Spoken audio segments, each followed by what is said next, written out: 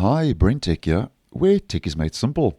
So last week I asked you the question, which was the better Windows operating system between Windows XP, Windows 7 and Windows 8, and that was in a poll that I did conduct on the channel last week.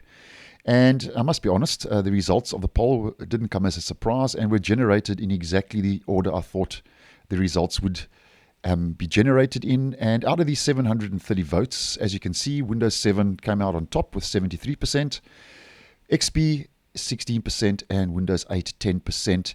And I do still see in the comments almost regularly and almost on a weekly basis that a lot of you do still use Windows 7. And although each of these Windows operating systems are unsupported and have reached the end of life, they do to some extent remain in service across the globe today, mainly Windows 7.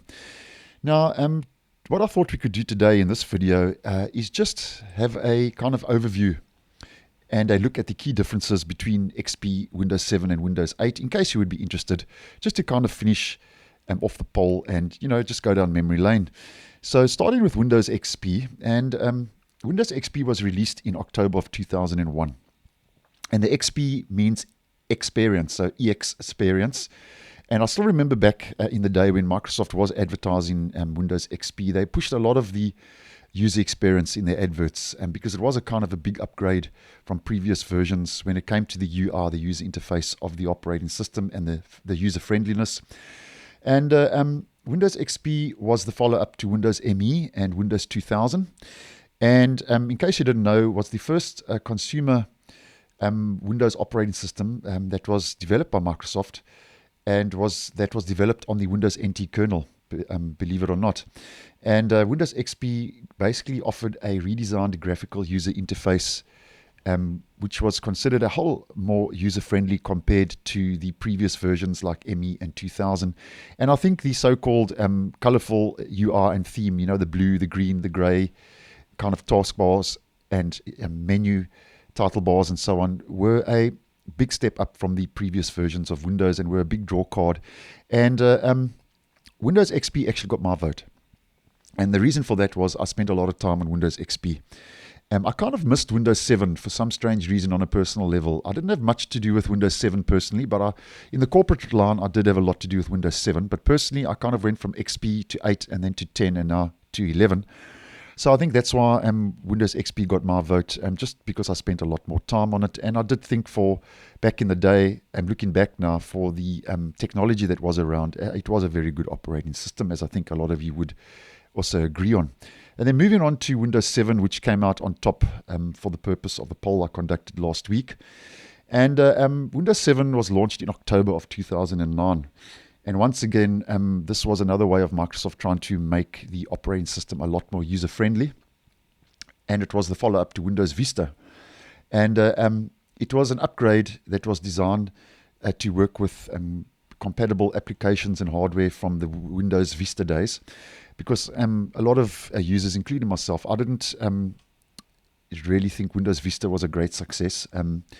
I just felt it to be a lot bloated and just as an operating system, I think it kind of crashed and burned. I know there are some who do think it was a great operating system, but nonetheless, Windows 7 basically was Microsoft trying to get back a lot of the so-called territory that they lost with Windows Vista. And the reason for the launch of Windows 7 was to make a more user-friendly Windows system and incorporate the new features of Windows Vista that were appealing to a lot of people, but failed when obviously Windows Vista crashed and burned. And as I mentioned, Windows 7 still remains for a lot of users a very popular operating system even to this day. And then moving on to Windows 8, which I must be honest, out of the three operating systems we are featuring today, I think would get my negative vote. This was the least favorite operating system for me. And it was launched in October of 2012. And as many of you know, it had a whole new look. And this was when Microsoft was really getting into the touchscreen side of things with the Windows operating system. And when Windows 8 first launched, it didn't even have a start button, which caused a lot of confusion for a lot of users. And then obviously with Windows 8.1, Microsoft reincorporated the start button.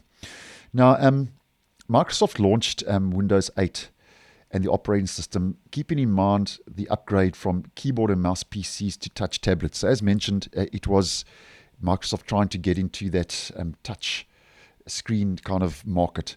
And it was launched with touch compatibility in mind, and a whole new menu screen, start menu, as you can see, which took up to some extent the whole desktop, and had a new live tile format that was found in Windows phones back in the day. And these tiles would automatically update and so on. And that's just a brief overview of Windows 8. But nonetheless, just taking you through the key differences: Windows 8, Windows 7, and then Windows XP.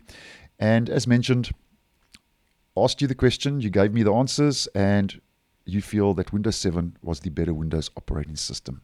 So thanks for watching, and I will see you in the next one.